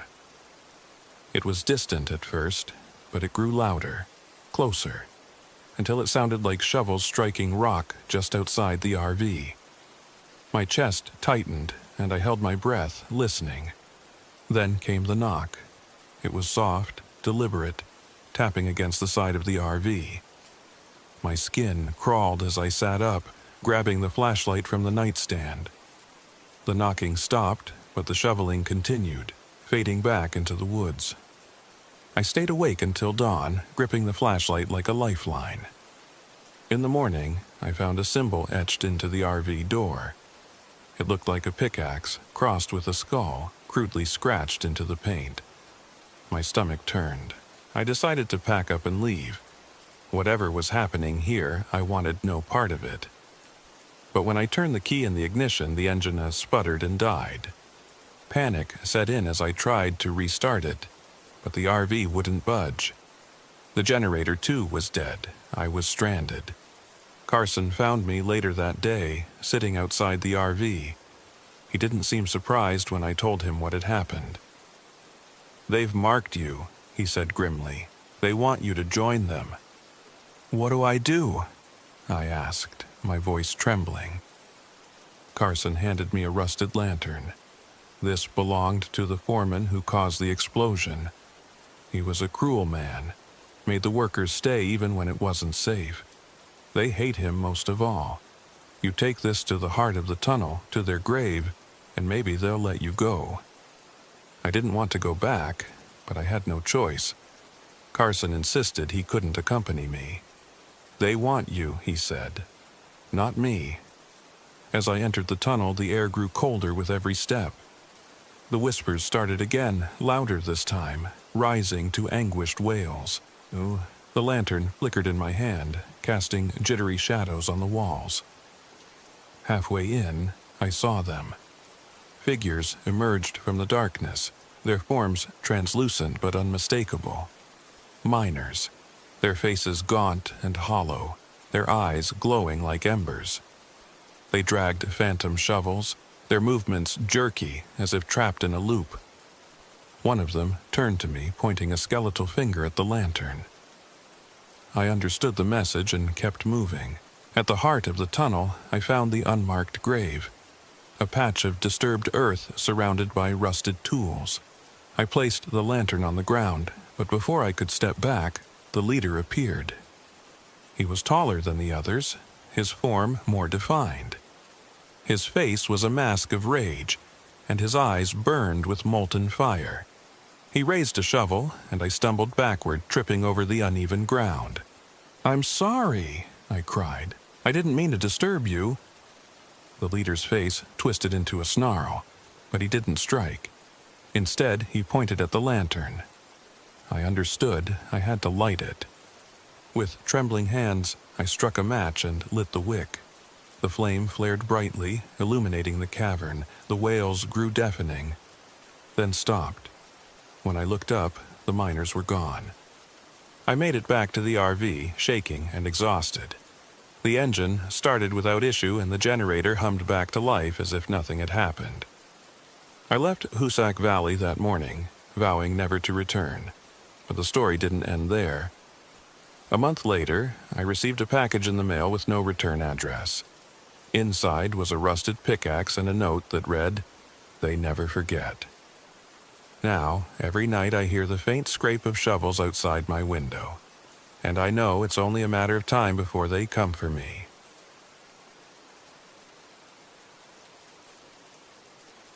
My name is Megan Hart, and I'm 28 years old. This happened last fall, and while I've tried to convince myself it wasn't real, the scars, mental and physical, remind me otherwise. I was working as a freelance journalist at the time, tasked with writing a piece about haunted locations in New England. I'd always been skeptical about ghost stories, chalking them up to overactive imaginations or clever hoaxes. But after that weekend in the Freetown Fall River State Forest, I no longer have the luxury of disbelief. It started as a simple camping trip.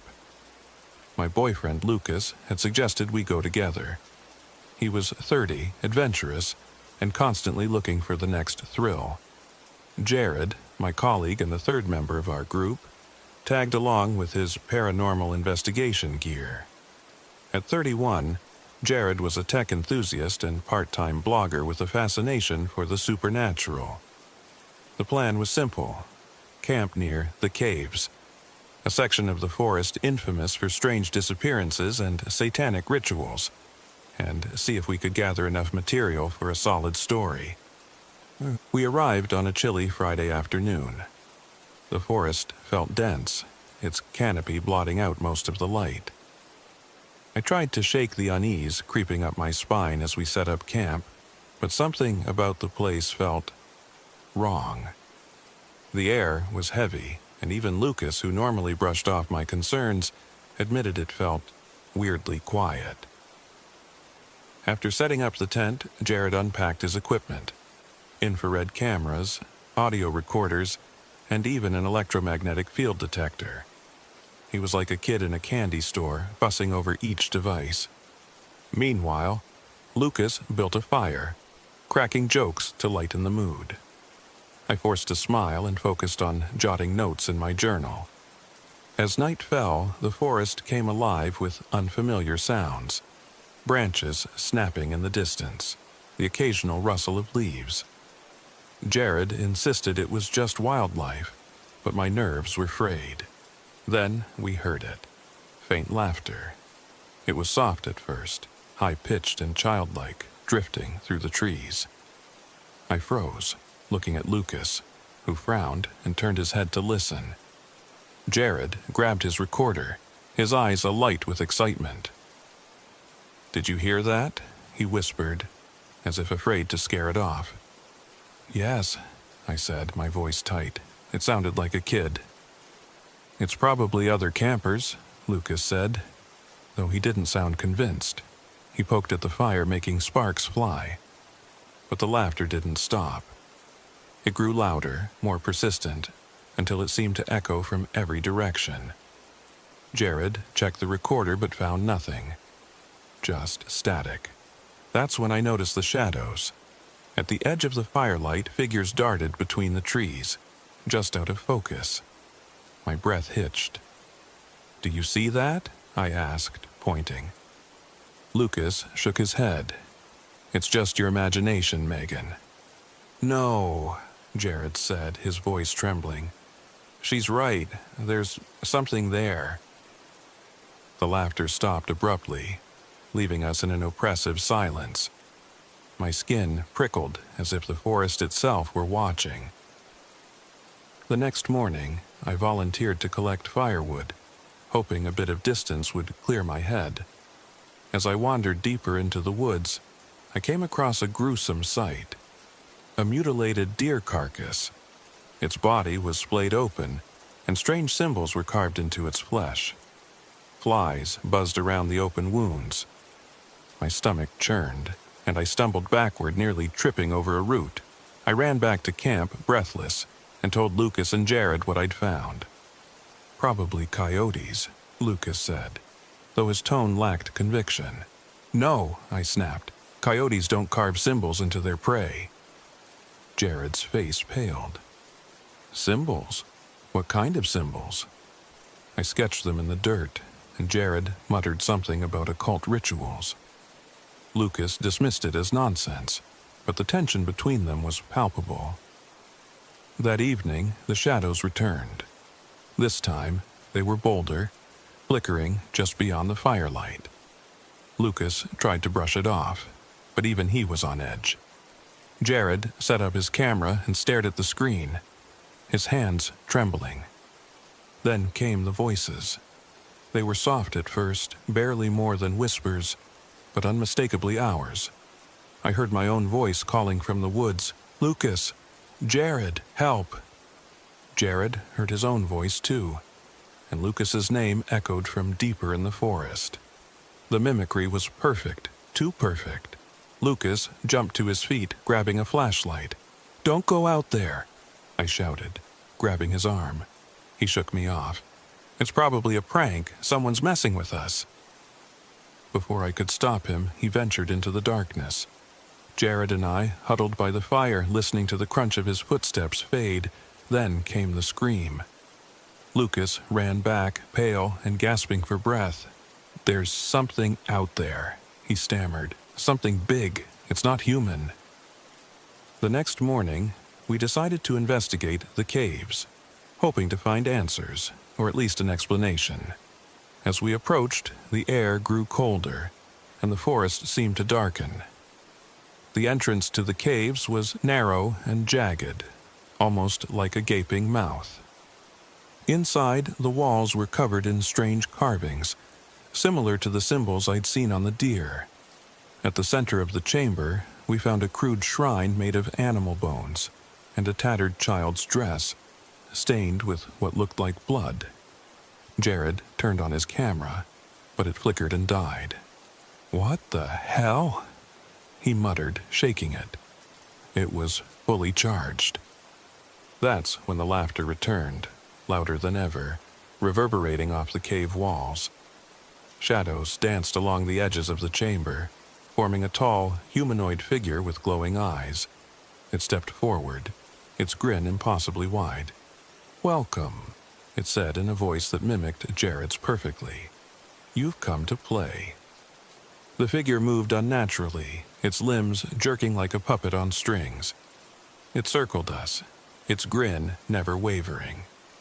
"You trespass on cursed land," it said, its voice shifting between all three of ours. "The price must be paid." Lucas grabbed a branch from the fire we'd built outside the cave, holding it like a weapon. "Stay back," he shouted, though his voice shook. The entity laughed, a horrible, guttural sound that made my skin crawl. "Fire won't save you," it said, stepping closer. Without warning, it lunged at Jared, dragging him into the darkness. His screams echoed, then cut off abruptly. Lucas and I ran, stumbling over rocks and roots as the forest seemed to close in around us. No matter which direction we ran, we always ended up back at the campsite. It was as if the forest itself was alive, trapping us in a nightmarish loop. Lucas grew frantic, lashing out at the trees and shouting curses. I tried to calm him, but I was barely holding it together myself. That night, the entity returned, standing just outside the circle of firelight. It watched us with those glowing eyes, grinning as if savoring our fear. "You can't escape," it said in my voice. "The forest always takes what it's owed." Desperate, I remembered something I'd read about salt being a protective barrier against spirits. I grabbed a container from my pack and poured a circle around myself. The entity snarled, pacing just outside the line. Lucas wasn't so lucky. As he tried to fend it off with the burning branch, it swiped at him, slashing his chest open. He collapsed, gasping for breath as blood pooled beneath him. "Run," he choked, his voice barely a whisper. "Get out of here." I wanted to help him, but the entity was closing in. I stayed in the circle, trembling as the night dragged on.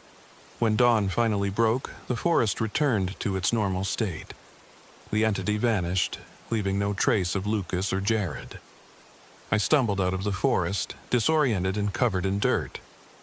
No one believed my story, of course. The authorities chalked it up to a tragic accident, wild animals, or exposure. But I know the truth. Sometimes, late at night, I hear that laughter again, faint and distant. And I wonder if the forest will ever truly let me go.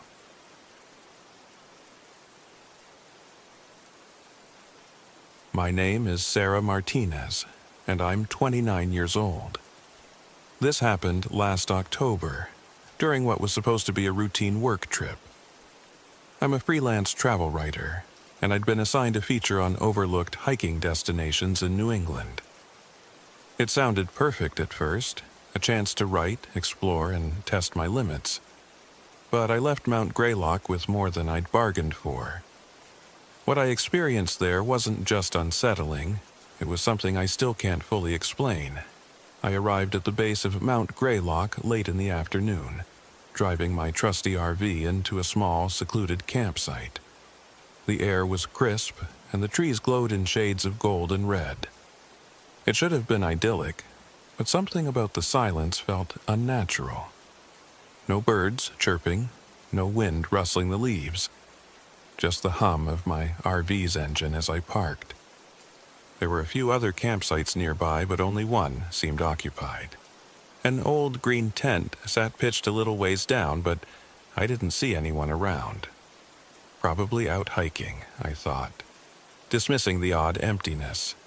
After setting up, I cooked a quick meal, wrote some notes about the day's drive, and crawled into bed. As I drifted off, I thought I heard footsteps outside the RV, soft, deliberate. I told myself it was just another camper returning late. The next morning, I prepped for a hike up one of Greylock's lesser-known trails. I'd planned to take photos for my article and get some inspiration for my writing. As I locked up the RV, I glanced at the green tent again. It looked untouched, and there was still no sign of its occupants. The trail started easy enough, winding through towering maples and oaks. I felt myself relax as the sun filtered through the leaves, but about halfway up, the path became overgrown and harder to follow. My map didn't match the terrain anymore, and my GPS couldn't get a signal. Then I saw them for the first time, tall, shadowy figures just beyond the tree line. I froze, heart pounding. They weren't solid, more like dense patches of darkness that wavered in the sunlight. I blinked, and they were gone. Just shadows, I told myself. Tree trunks, maybe. Still, the feeling of being watched didn't go away. I pushed on, snapping a few photos, but my enthusiasm for the hike had dimmed. By the time I made it back to camp, the light was fading and I was exhausted. As I approached the RV, I noticed something unsettling. The door was slightly ajar. I distinctly remembered locking it before I left. That night, the RV's battery died. I couldn't cook, charge my phone, or power the heater. Frustrated, I ate a cold granola bar by flashlight and scribbled notes about the hike. My writing felt forced, and I couldn't shake the unease from earlier. When I finally crawled into bed, the whispers started. At first, they were faint, like the rustle of leaves. Then they grew louder, words forming in a language I didn't recognize. My skin prickled as I strained to listen. Sarah. My name, spoken in a voice that sounded eerily like my father's. Come out, Mija. I sat bolt upright, my heart hammering. My father had passed away years ago. I threw on a jacket and stepped outside, shining my flashlight into the dark. The beam caught movement. Tall, humanoid shapes standing at the edge of the campsite. They didn't move, just stood there. Their hollow faces turned toward me. I stumbled backward into the RV and slammed the door shut, locking it tight. The next morning, I decided to investigate the green tent. Something about its abandonment gnawed at me. Inside, I found a few belongings, a half-empty water bottle, a jacket, and a leather-bound journal. The journal's last entry was scrawled in shaky handwriting. They're watching us, the hollow ones. Tall, shadow-faced things that look human but aren't. They follow you, whisper your name. Don't go into the woods at night. Don't listen to the whispers. I felt a chill crawl up my spine. Whoever had written this wasn't coming back. By now, I was desperate to leave. I packed up my gear, but when I tried to start the RV, the engine sputtered and died. I turned the key again and again, but it wouldn't budge. That night, the hollow ones came closer. Their faces, if you could call them that, pressed against the RV's windows, featureless and black. I huddled in the corner with a knife in hand, though I knew it wouldn't do any good. They didn't break in, but their whispers filled the air, louder and more insistent. They called my name, taunting me with memories of my family, my failures, my fears. The next morning, I found a bundle of sage in the abandoned tent. I didn't know if it would work, but I was willing to try anything. That night, as the hollow ones surrounded the RV, I lit the sage and waved it around, chanting every prayer I could remember. For the first time, they seemed to hesitate, their shadows flickering as though caught in a strong wind. But they didn't leave. I realized they weren't just spirits. They were the mountain itself, its ancient, malevolent essence given form. At dawn, I tried the RV's engine one last time. It roared to life. I didn't question it. As I drove away, I glanced in the rearview mirror. The hollow ones stood at the edge of the forest, their hollow faces watching me. I never wrote the article. Some stories are better left untold.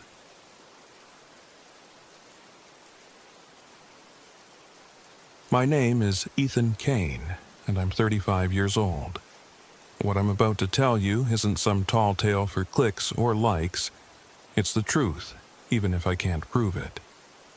This happened in the summer of last year, deep in the heart of Hockomock Swamp, Massachusetts, a place some people call the heart of the Bridgewater Triangle.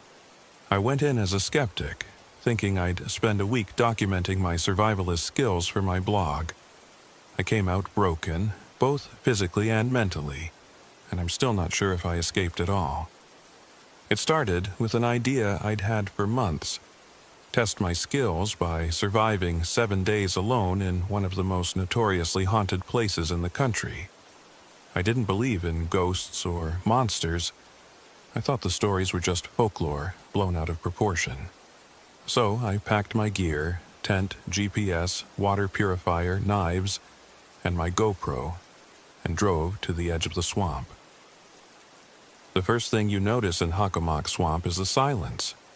No bird song, no rustling leaves, just the occasional drip of water and the squelch of mud underfoot.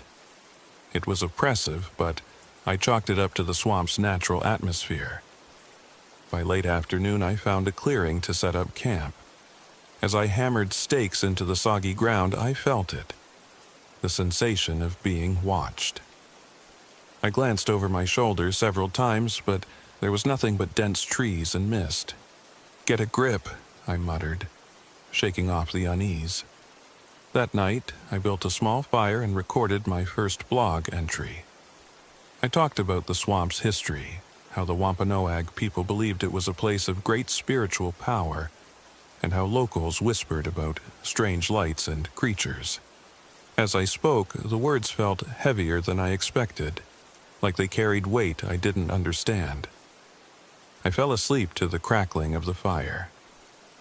When I woke up, the fire was out, and something felt off. As I stepped outside the tent, I froze. Bare footprints surrounded my campsite. They were human-like, but too large, with long, claw-like toes. "Maybe a prank," I whispered, though the words sounded hollow. Who would trek this far into the swamp just to mess with me, and why wouldn't I have heard them?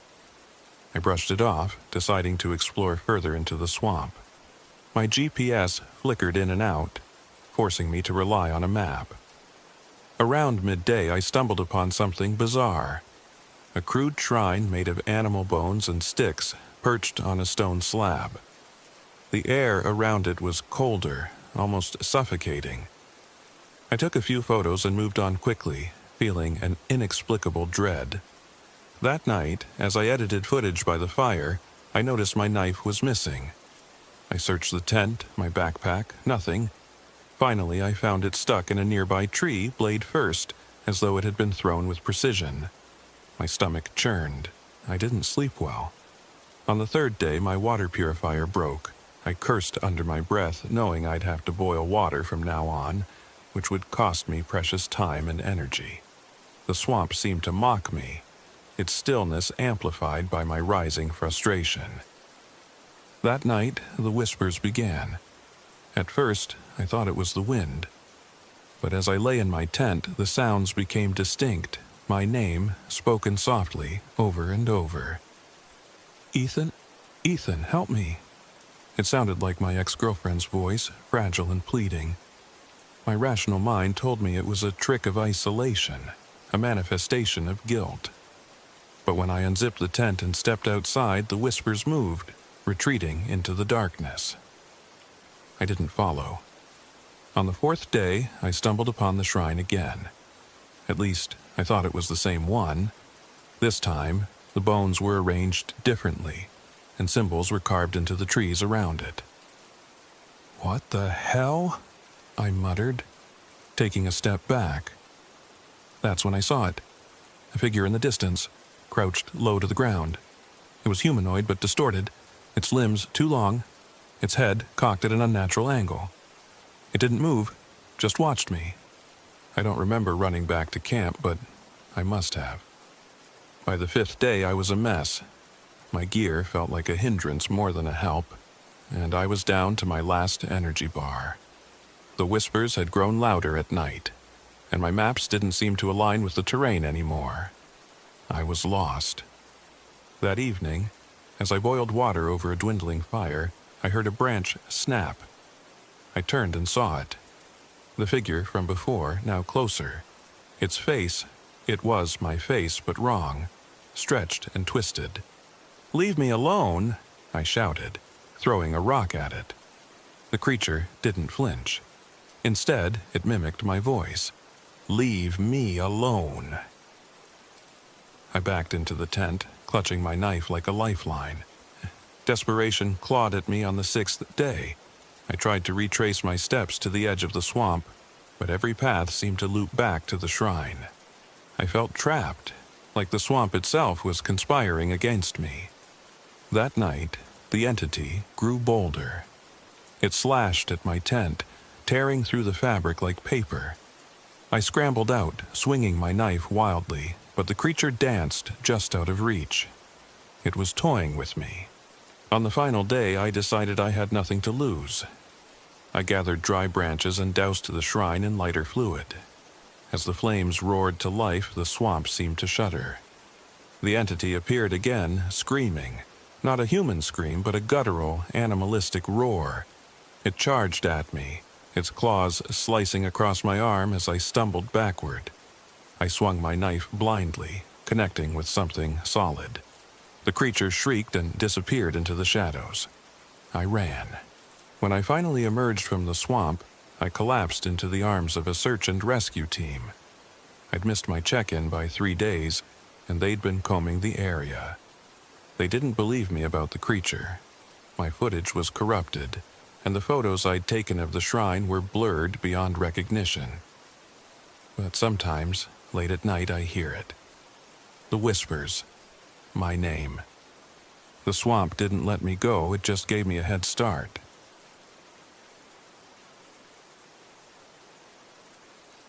My name is Liam Brooks, and I'm 41 years old. I'm not the kind of guy who believes in ghosts or witches. I teach history for God's sake. I deal in facts, dates, and evidence. But something happened last fall in Freetown Fall River State Forest that I can't explain. Something that's haunted me ever since. I had just finalized my divorce after nearly a decade of marriage. To say I was lost would be an understatement. My once stable life had crumbled, and I was left with questions I couldn't answer. A friend suggested I take some time for myself, and I figured a weekend camping trip might clear my head. Freetown Woods seemed like the perfect spot, a place steeped in history and folklore. I thought I'd hike, journal a bit, and maybe find some clarity. I loaded up my RV and drove out to one of the more remote campsites on the edge of the forest. The place was almost eerily quiet, with no other campers in sight. I parked, set up camp, and sat back to enjoy the peace. If I'd known what was coming, I never would have stepped foot in those woods. I spent the first day exploring the trails near my campsite. The air was crisp, and the leaves were fiery shades of red and orange. It was beautiful, exactly what I needed.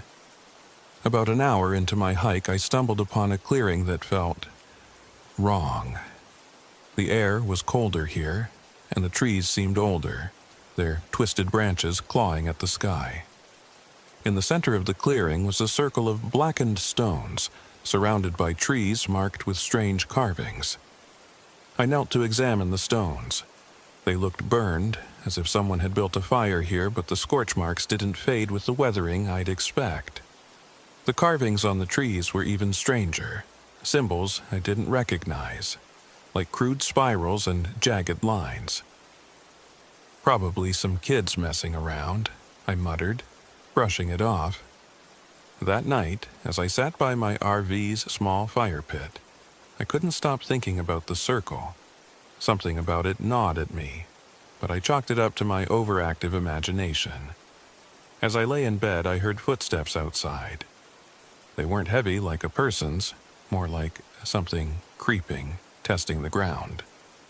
I grabbed my flashlight and shone it through the window. Nothing, just shadows and trees. The next morning, I decided to hike back to the circle. I'm not sure why. Curiosity, I guess. When I got there, something was different. The carvings on the trees now included my initials, LB. I froze. My rational mind fought to make sense of it. Maybe someone saw me yesterday and decided to mess with me. But how could they carve it so cleanly, so quickly? And why would they bother?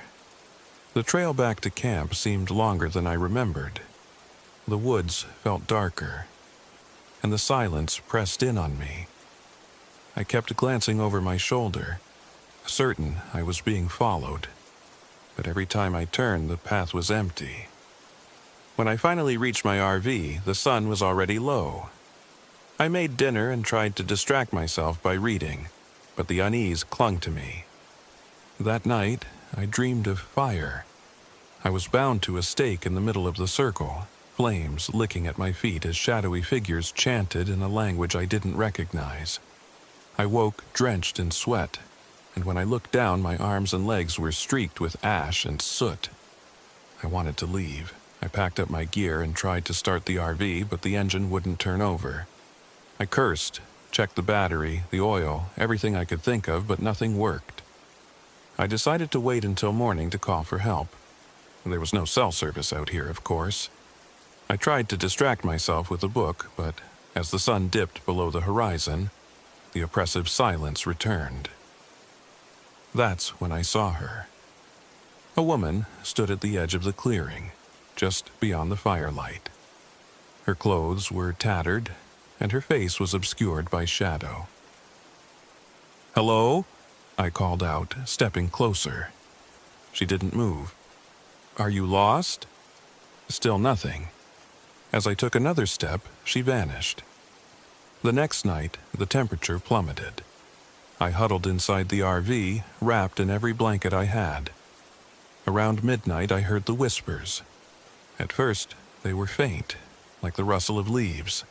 Then they grew louder, circling the RV, speaking words I couldn't understand. I peeked out the window and saw them. Figures with hollow, glowing eyes, standing motionless in the clearing. In the center of them stood the woman. This time her face was visible, pale, with sunken eyes and a cruel smile. She raised a hand and pointed at me. "You don't belong here," she said, her voice echoing unnaturally. I tried to drive away, but the RV still wouldn't start. Panicking, I grabbed a flashlight and ran for the main trail, hoping to find help. The woods twisted around me, the path shifting and folding back on itself. Every time I thought I'd made progress, I ended up back at the witch's circle. She was waiting for me there. "Stay," she whispered. "You've lost everything. Let me give you peace." Her words burrowed into my mind, echoing my own doubts and fears. I wanted to give in, to let the darkness swallow me, but something inside me fought back.